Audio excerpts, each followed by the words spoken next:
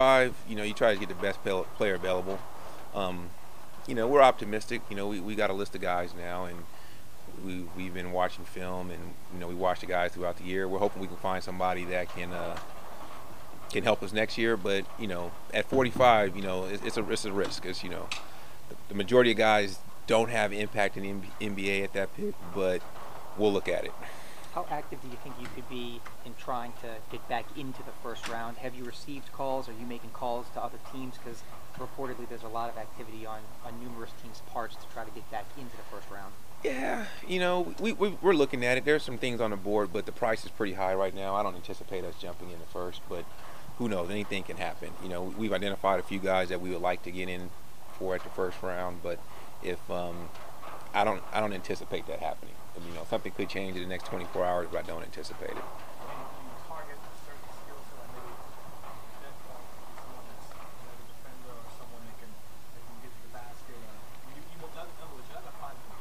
Right. Yeah, I think you look at some skill sets. You think like what can a guy do that can work in an NBA game and work in your system, and then those guys are going to have a couple. The card's going to have a couple dents in it at that pick, but you still look and see if that guy can fit in, and you're still taking a chance. And even in the first round, you're taking a chance. Unless the guy is a can't miss, all of it's a little bit of a risk. I know. Um, it's hard to judge in the right now. I think you can really judge a draft 3-4 years later, but I think also that there's some guys in here that can help teams win games.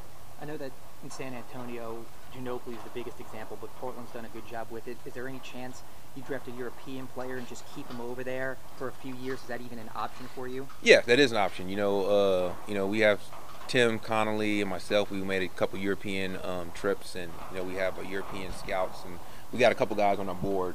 Only problem with that sometimes is that their contracts, and then they have the buyouts, and then sometimes it gets a little complicated when they can come. And then sometimes you say to yourself, do you want it now, or do you want to wait 3-4 years? Do you want to stash somebody? But it's all on our board right now. And, at 45, we're still open. We're back there debating right now. And you never know who's going to fall because, or who's going to be there at 45. So, a lot of it will be done last minute decisions, but we'll have our list and everything. We'll be prepared. Right now, what do you look at as the biggest hole that you need to fill, I guess, looking at the roster? The biggest hole, good question. Gotta think about that one for a minute. Now, I think just guys that can one, defend and complement our core. We really want to keep our core together, and anyone that can complement our core, like it could be a shooting, it could be a defender, it could be a shot blocker. Anyone that can complement our core, that's what we're looking for right now in this draft.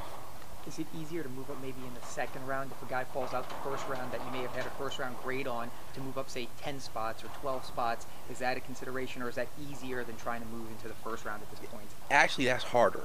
And the reason why is because the picks 30 through 37 historically are guys where you can really negotiate their contract, you can negotiate their length, and usually those guys are just outside the first round.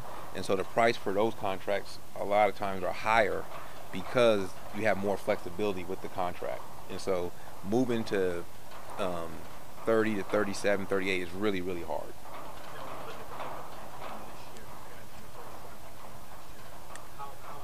I'm sorry, I didn't hear the last part. Uh-huh. Well, I wasn't here last year. I wasn't here last year in the draft. I came in after the draft. Right. Well, like I said, it's hard for me to talk about that because I wasn't here last June. I came in late July, early August. But just looking at the landscape of the team, I think we have a lot more free agents. We have a lot more roster spots available this year, and so we're going to maximize. We have a couple exceptions still remaining, free agency, but our real goal right now is keeping the core together and then finding the pieces that fit in with the core. I know that you have an operating budget, but given the fact that if and when the lockout ends and free agency starts, you're going to have, obviously, I know Hugh and you have talked about having an operating budget, but given the fact that you don't know what to expect in free agency because you don't have an owner, is there more pressure to draft somebody and try to acquire more picks, or to try to sign free agent players, or to try to do, I guess, a better job in getting young players on board, not knowing what free agency holds? I think our approach is a little bit different. We do have a budget that we want to work under, and our budget is in the mean with most teams in the NBA. I think if you look at us last year, we were right in the middle. Our payroll is around 68 million. That was right in the middle of most teams in the NBA. I think what we'll do is we'll probably still operate around that amount, but then we'll also we'll look at the best way to maximize the team. And acquiring picks is a tough thing, because when you get those picks and you pay for the picks, and then if the guy doesn't pan out, it's really tough. But if he does pan out, it looks well. I don't know if that'll be our approach. In this draft, we identified probably 4 or 5 guys that we think that can immediately come in and impact us, but the rest of them we think would be more of a developmental situation. I just don't know if we want to acquire a pick for a developmental situation right now. I think we're in a situation where we're not trying to rebuild. We're trying to reload. We want to grow off of what we did last year, and we want to take the next step. And so I don't see us in a developmental stage right now. That's not really our priority. Our priority is to win now. In hindsight, when you look at the fact that many are considering this to be a weak draft, do you think maybe you got more value from that pick and trading it away last year and eventually getting Jarrett Jack, who turned out to be a pretty decent contributor? Every time I look back on the highlights when Jarrett Jack hit the game winner in the playoff game, I think it was a good pick for us. I really felt good about it. I think Jarrett Jack would have impacted us more than a 20th pick in this year's draft. I really do. So we feel really good about that pick. What's the latest on Dave? Still waiting. David is doing his rehab right now. I think he's looking at all his options. Whether he opts in or opts out, our goal is to keep David West here. We said it from day one that we want David West to retire a Hornet. He's been great to us on and off the court, and we're hoping his recovery continues on pace as it is right now. He's right on schedule to come back next year and play. We're hoping for a speedy recovery, and like I said, if he opts in or out, our goal is to keep him. We want to bring them both. I mean, there's room for both of them. I think the goal is to keep that core together. We're not changing off of that plan. Are you concerned, I guess this is kind of a hypothetical question, when free agency does start, a guy like Carl, let's say, that's probably going to have options out there. Are you concerned about losing out to owners? Let's just say another team says, I'm not losing out to the Hornets. I own the Hornets. I'm getting the guy I want. But for the most part, the league owns the team. Do you think there'll be rumblings and grumblings about owners saying, I own that team, I'm not losing out to the team I own or the league owns? I got thick skin. I don't really get into what other people say. I'm really concerned about the New Orleans Hornets and putting a team together for our fans that we can go out and win. And if other people have other things to say, I just don't worry about it. I know you're playing the waiting game, but when a guy waits this late to make a decision, it kind of seems like that's a good indication that he may opt out. I mean, would you... I think David is a smart guy. I think he's going to look at his options. I think he's going to go through his rehab, and I don't blame him at all. I mean, if I was in his position, I'd probably do the same thing. He wants to make sure he makes a sound decision. At this stage in his career, this is very important for him. So I actually applaud him. He's going to make the right. He's not rushing into anything, and so I completely understand his point of view.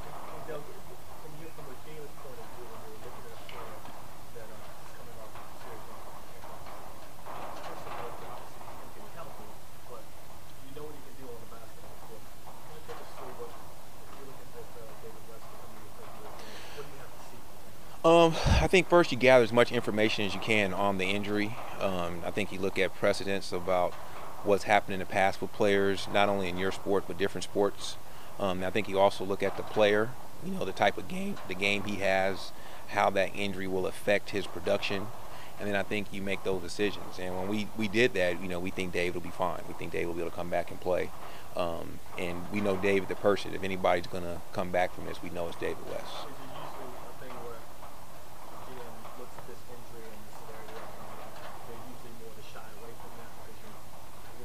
I think each case is different. I think it depends on the injury and how the surgery goes. If it was a successful surgery, if there's going to be more complications.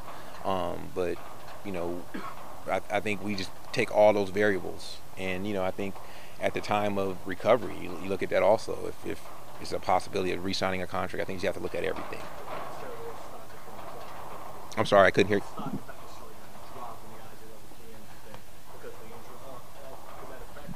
I think there'll be a concern. I think I think it's just natural when anyone comes off an injury like that there's a concern, and I think there's a risk, but kind of you have to measure the pros and the cons and then make the calculated risk and calculate decision. It was about a year ago this week that all the Chris Paul trade talk and him coming out saying he wants the team to be competitive surfaced. Have you talked to Chris? Will you talk to Chris? I know Dwight Howard said that he feels like he should be kept in the know on decisions and what happens in Orlando. Do you feel responsibility to keep him in the know, and have you had conversations with him about his thoughts about the draft or free agency or moving forward? I think it's a combination of all that. I think Chris is a really smart player, and not only his insights are really good. He has a good feel for players, and sometimes I think you always ask your players, do you want to play with this guy? What do you think about this guy? Because they're the ones that are actually going to play with those people, and they're going to be the one in the trenches. And so, I think we talk to them, but not just Chris. I think you talk to your core guys and see, who do you want to bring into the group? Because ultimately it is their team.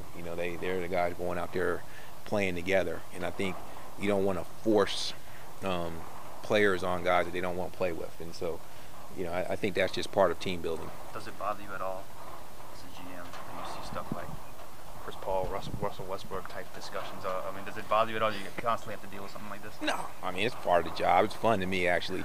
It stirs up the pot. I actually ran into Sam Presti. I said, "Did you start that rumor?" He said, "No, I was going to ask you the same thing."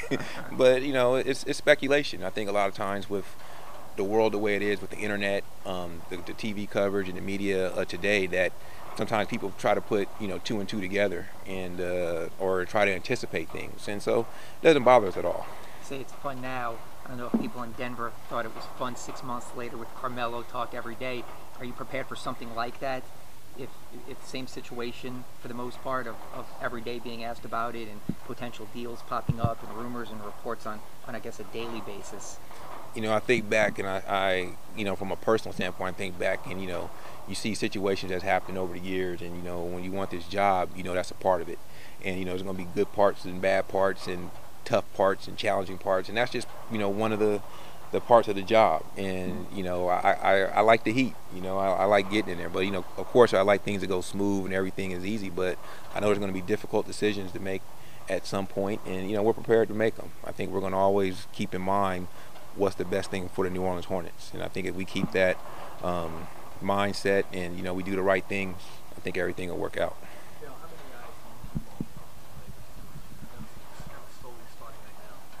I don't talk about the labor situation.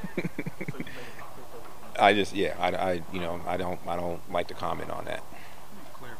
You said you talked to them 5 guys that you think you can get at 45. That those 5 could earn a roster spot. Yeah, we have roster spots available. Coach Williams and I actually just got out of a meeting, and we're going over some of the guys that could potentially fit in the system. And we hope that they're there. If they're not there, we'll have a list. But we're going to look at all options. There's possibilities of trading the pick. There's possibilities of selling the pick. There's possibilities of moving up. We're going to look at everything, and whatever presents itself that's we think in the best interest of the team, we'll do it. Like it was different from past teams, the way you guys kind of evaluated picks this year. You didn't bring anybody in. The reason why we didn't bring anyone in, I just want to make sure I clarified, is that it wasn't a budgetary thing at all. A lot of times when you're picking 45, the guys that you like, they don't think they're going to be 45. And, many times when you bring those, you set up those workouts, they cancel. Or, all of a sudden they say, I can't make it, or I hurt my leg in another workout. And luckily, in the last couple of years, they provided these types of workouts where you can go see these guys. And so we went and watched them in other places. We went to, they had a workout in New Jersey, in Minnesota, Chicago. We went to different places to watch these guys. And then with the technology of film work and, watch them during the regular season, we've seen them enough, And we were also able to interview them in these places. So the purpose of bringing them in a lot of times is to interview them or show them your city and get a closer look at them. We were able to do all that. And so instead of them coming to us, we went to them.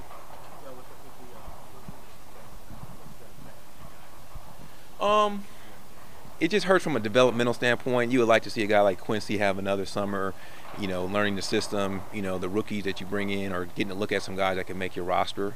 But, that point of view that, you wish there was a summer league, but we'll figure it out. I think there'll be plenty of time to, everybody is going through the same thing, so no advantage goes to any other team. So, we'll work through it, and we'll still find time, to get to work in with our guys.